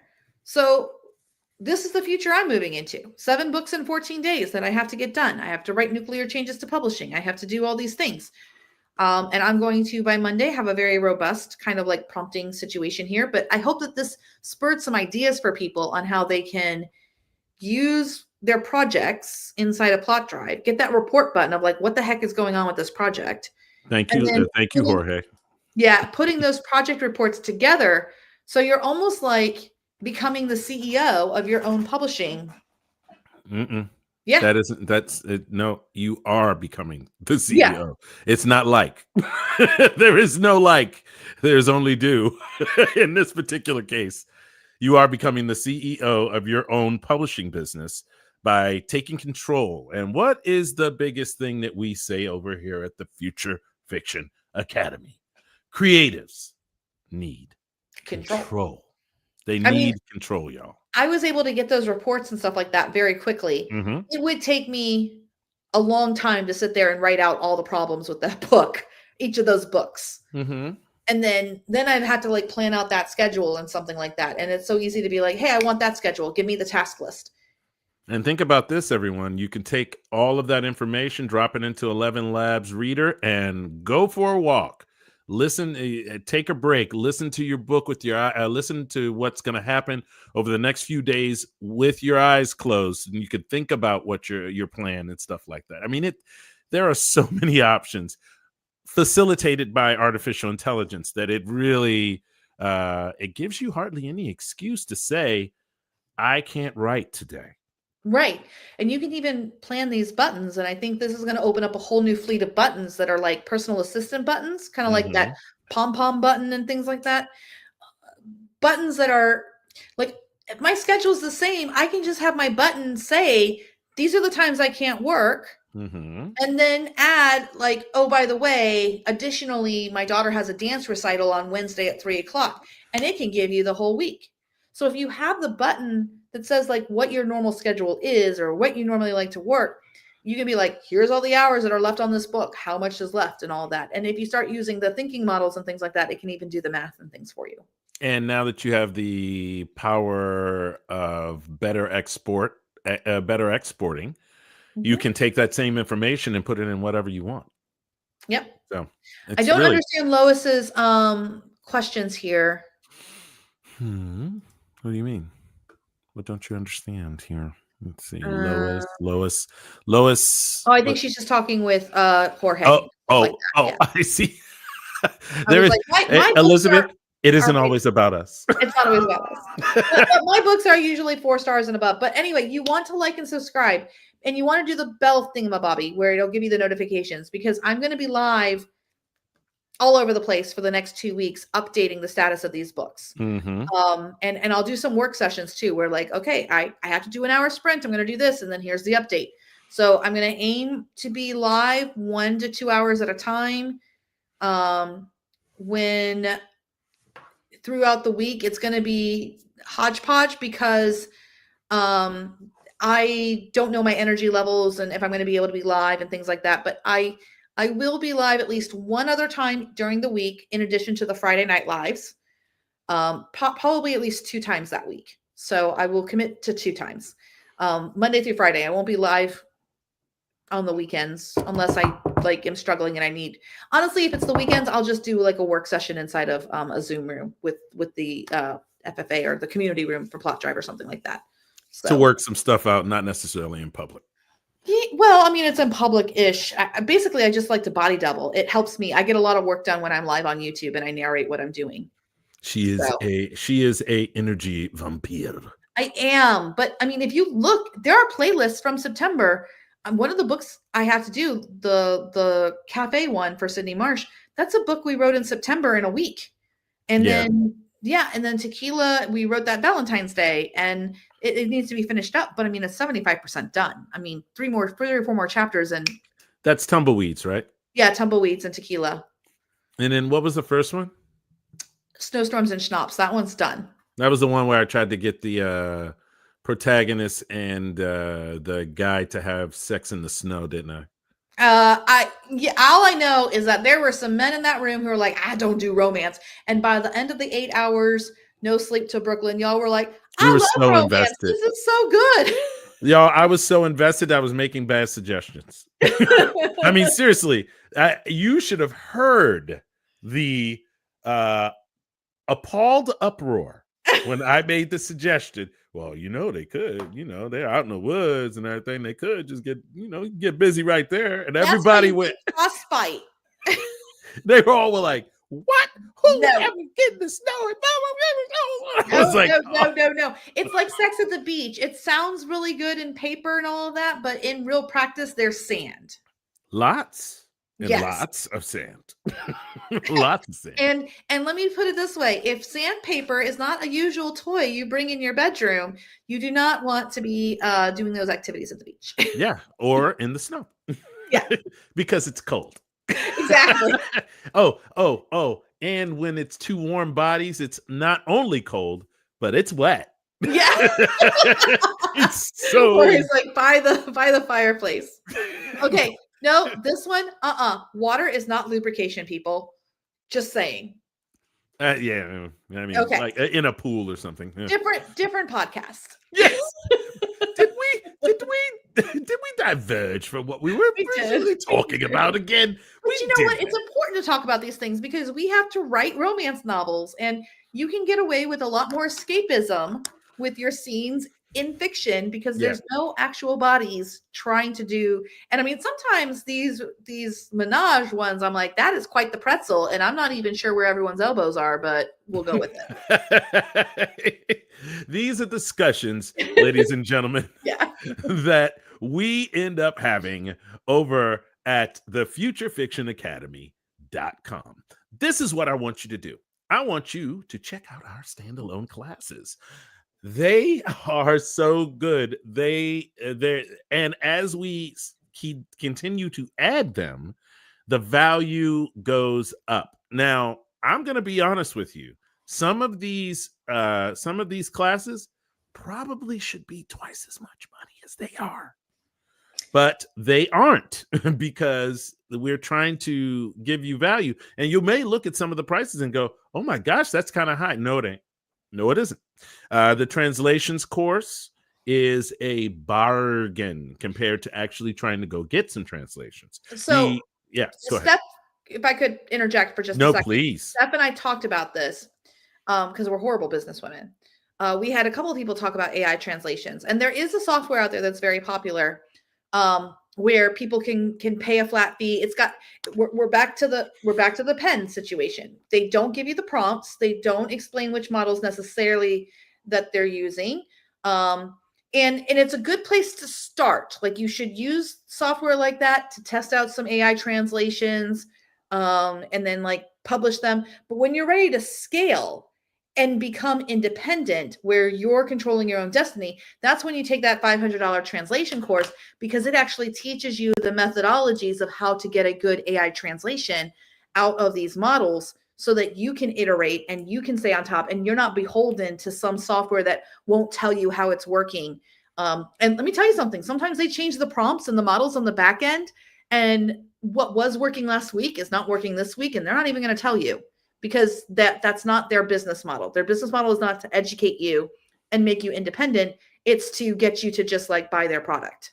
So do me a favor, y'all. Go over to thefuturefictionacademy.com, pick up standalone classes on translations, on outlining romances, all kinds of short stories things. In a Shared World with Rapturite. That one's a really good one too. Absolutely. Absolutely. And if you liked the program that Elizabeth and I were both using, you need to go over to plotdrive.com. It's super important that you do that one because they've got a free trial for 7 days. If you sign up today, next Friday, you'll have to start doing something with it. But if I were you, I'd spend those 7 days writing a book and doing it as quickly as I possibly could. So that you can get a feel for it, understand whether you even need Plot Drive after the 7 days. And I'm going to have to venture out on the limb here and think maybe you will. Because I was like, I've been using Plot Drive and now I'm like addicted to it and I'm not even using Rapturite anymore. And I was like, yeah, same girl. Same. Well, I mean, I am, Elizabeth, I am very much looking forward to some type of innate integration so that I can use Plot Drive as my Google Drive instead of using Google Drive as my Google Drive. That right there. That is on the radar. That is the dream. That's all I can say.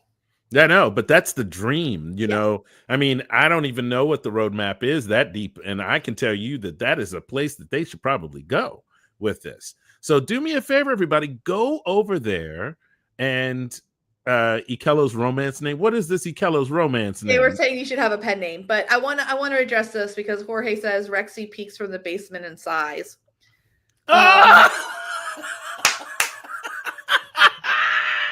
All right, everybody, just in case you were wondering, Rexy is our sequencing program. And actually, it's actually much more than that. The original Rexy 1. Rexy 2 is our sequencing program. And both of them are probably, he's right. They're probably both going, when we started this first. we actually talked about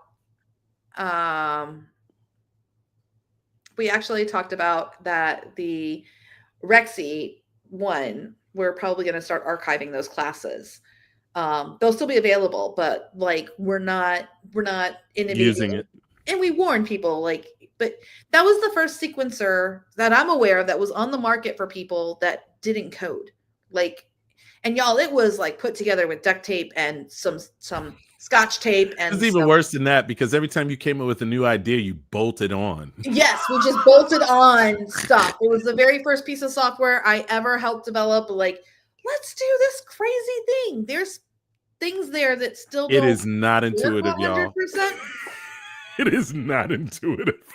But it was the research vehicle that allowed us to get to Plot Drive. Like, there's been Rexy 1, and then we did RaptorWrite, and then we did Rexy 2, and then we did Plot Drive, and then now we also have Dino Trainer, which is coming out. That's the other thing I wanted to tell you guys. If you're in the mastermind, I will start doing 2 classes a month on fine-tunes in the mastermind. If you've ever been a paying member of the mastermind, email Dean at futurefictionacademy.com. You can come back. We're going to be working on fine-tunes between April and September, doing the whole thing. Can I ask you a question? Because I'm getting these weird comments on the YouTube descriptions for that first fine-tune. I know. I'm getting these really weird sort of... well, we were doing all of that stuff last year, so why are we even trying to do blah, blah, blah, blah. I'm like, what? So we actually were the first ones to have a fine-tuning tool inside of Rexy. It was only available to the FFA members, and there's another piece of software that literally ripped it off and like bragged about it in their Discord that they were building their own and like making it free. But these people did not take the time to really learn fine-tuning like we did. They did fine-tuning at the paragraph level. Like this paragraph. Well, it was a cut out the AI-isms sort of. Yeah, but that's not what a fine-tune is really for necessarily. Now imagine a scenario, everyone, where you cut out all of the AI-isms, but you don't replace them with anything.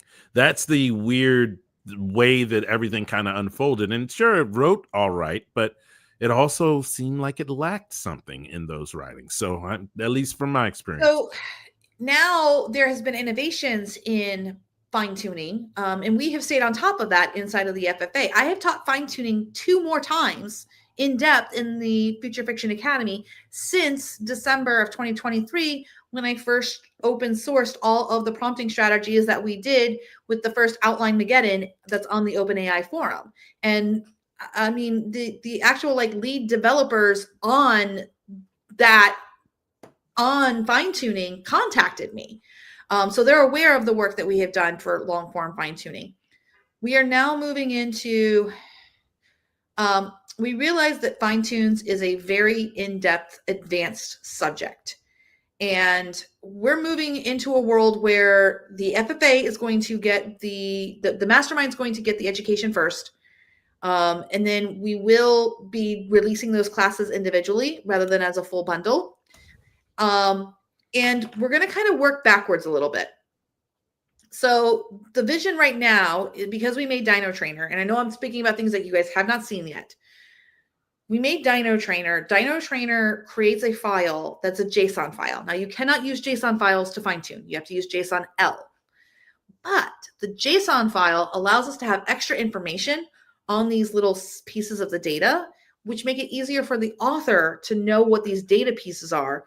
But it's not information that has to be sent to the LLM. Are you still following? Am I getting too in the weeds a little bit? Not for me. I'm good. Okay.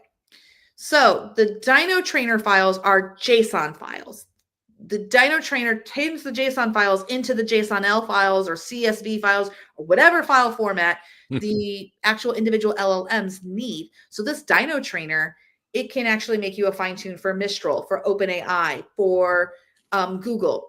OpenPipe is now available to actually fine-tune llamas. So we're going to be working through that as well. Now, here's where it's going to work backwards. If you are not in the mastermind, okay, our plan is to have a base class that teaches you about data sets, about this stuff. And then we will have pre-made data sets that you can purchase, including limited edition ones that will be like limited for like only 10 people or 20 people because it's a cozy mystery or it's a sports romance. So we're going to support authors moving into this with more support than so we're not going to do it the other way around where we make everyone become a fine-tune expert. Everyone's going to be able to take a fine-tune, change it, upload it into their LLMs. We're not going to require everyone to become an expert in crafting these fine-tuned data sets because it can be a very involved process. And these data sets are not going to be cheap. I mean, they're going to be affordable, but they're not going to be cheap. No, because again, this goes back to the pen. Everybody's going to be using the base models. Only the authors who are going to be rising above that line and really making sure that their career is secure will need the time or take the time and resources to fine tune a model or buy a fine tuned data set. So that model writes in a very unique way. Mm-hmm. Now, not everybody's going to want to fine tune. There's going to be a lot of people that go, you know what? The base model is fine. I'm fine with O1. It's good enough. Or I like to edit and stuff. That's okay.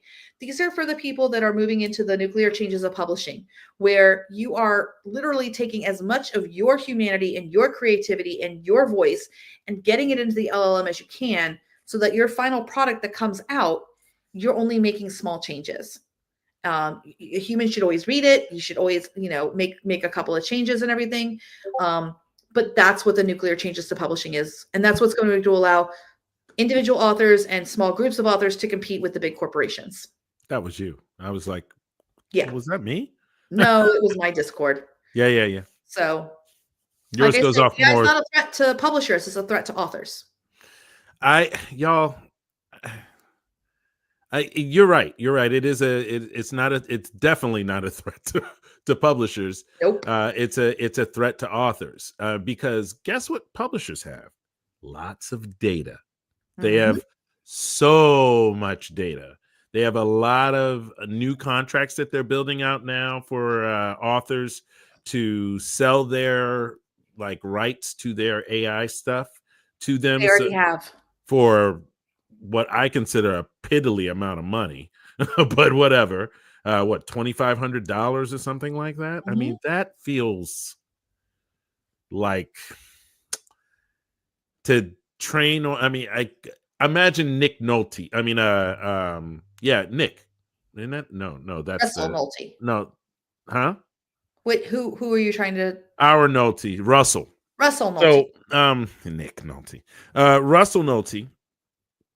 So let's just think about Russell. He has 50 books, 60 books, something like that. I think he has more. Yeah. I mean, he's prolific. He really is. Could you imagine him selling the rights to train on his material for only $2,500?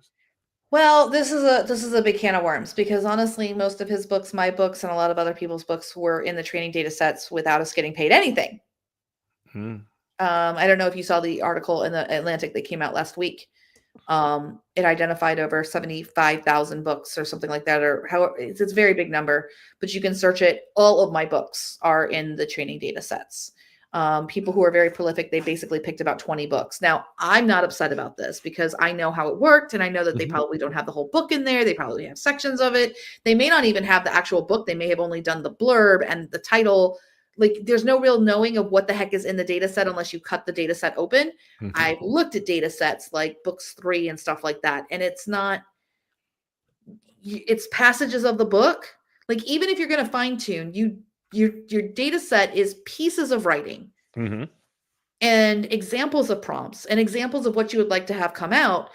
And then that gets turned into numbers. And then those numbers update the vector addresses of the numbers inside of the main model. It's like a small little adjustment. It's not adding new tokens into the data set. It's only rearranging. There's actually a free class on this.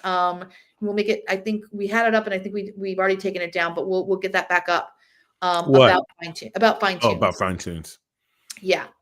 where and we're gonna have like the first video has already come out on our kind of like the fine tune class that's those coming. Videos you made, they're just the videos of my first class. Yes. Oh, they can go out. Yeah, go out. I'm sorry. I'm Looney Tunes. I'm Looney Tunes. I'm so sorry. This is what happens when you travel. I hear you. I hear you. That's what I was trying to. I was like, "You really gonna make me not publish the video?" No, publish those because there's a lot of great information. Yeah, yeah, there really is. There really is, and it shares Dino Trainer and everything. So yeah, we want to get those out. Yeah, I know. Now it explains. Now it understands why people were upset about that. Well, what do you mean? Oh, in the responses, we were fine tuning and all of that. I'm like, they ain't ready for this jelly. They don't even know about DPO. No. The new reinforcement technique that OpenAI announced during the Shipmas events. I would change that P to a T, but that's just me. Shipmas event. It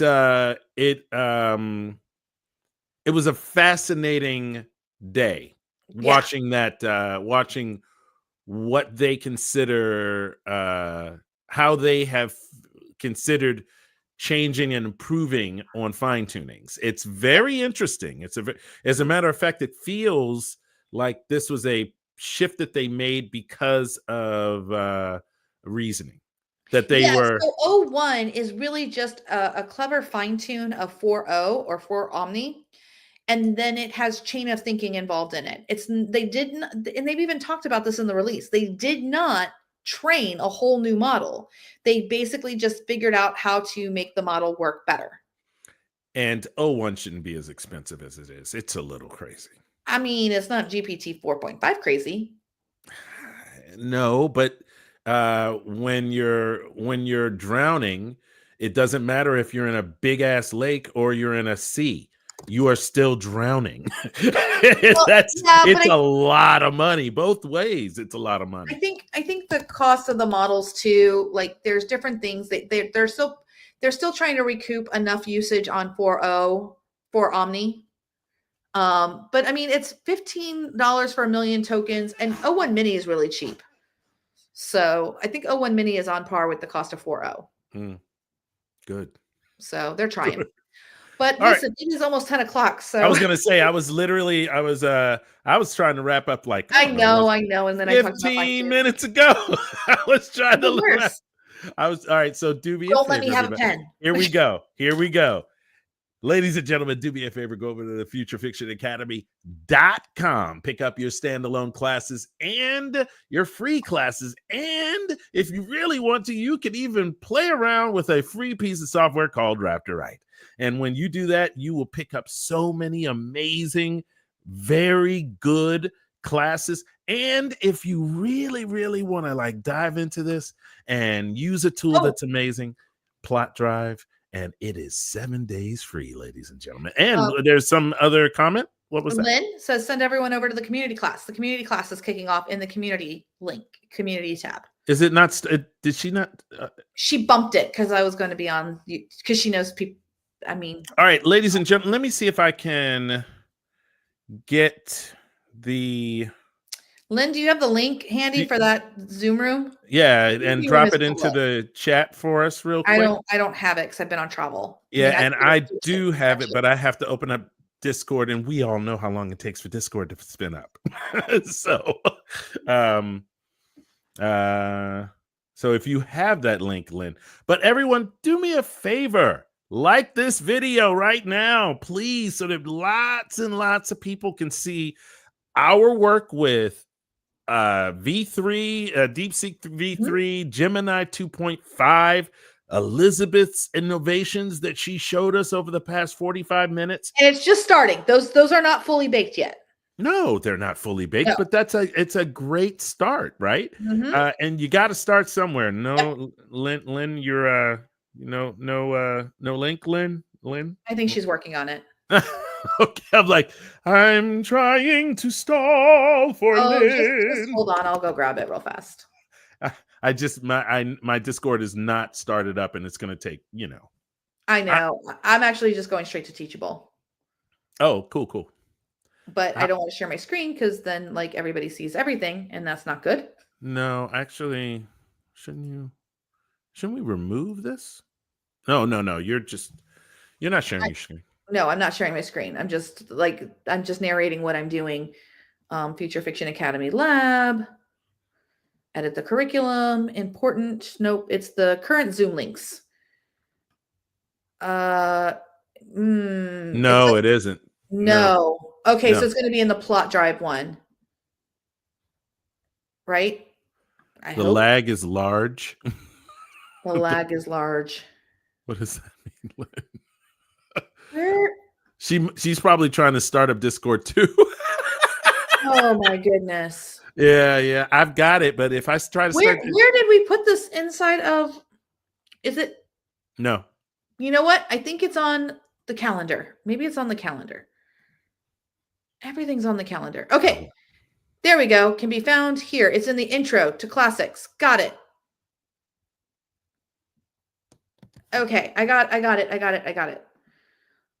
How many people does it take to get a link? I am putting it in the chat now. That's funny. That's the next book title. The lag is large. The lag is large. All right, everyone. There it is, right there. It's sitting inside of your description. If you want to find it inside your Teachable, it is in. If you go to the calendar, the link is right there, and then it's inside of the Introduction to AI Basics for Fiction Writing. That's where the link is. So we'll make sure we get that link out on other places. I hope that's the right link. No, I'm sure it is. Yeah, it's the one with the 5.1. Okay. Yep, that's the one. Yep. Got Jinx. Jorge, no jinx. All right, everybody. We are the Future Fiction Academy. I am Ekello Herod, and I'm EAW. And she's EAW, and we really appreciate all of you stopping by, hanging out, and basically being good sports about all of this cool AI stuff. Oh my gosh. Scary. Oh my gosh. I didn't realize it was still playing. Oh, it's just been looping the whole time. I turned it down. I didn't realize it was playing. Okay, there we go. Now I can do this. Honestly, we don't see your guys' links. They don't show in our comments because I think it's like not allowed. So I only see my link. Yeah. She said she put it in above, and it's not there. Yeah, maybe somebody else can find it. But all right, everyone. My name's Ekello Herod. This is Elizabeth and West. Yep, and we are the Future Fiction Academy. Talk to you all very soon. And I'll see you in class. I love this song. Have a good day, everyone. Favorites. Oh man, your script, you're staring back at me. A sea of words, but none set free. I've poured my soul, I've carved the lines. But every page, it's like we're trapped in time. My thoughts are tangled, my words so raw. I beg you, please don't make me start over. I need the magic, the edit I crave. Press the button, let the words behave. The editing blues are heavy on my chest.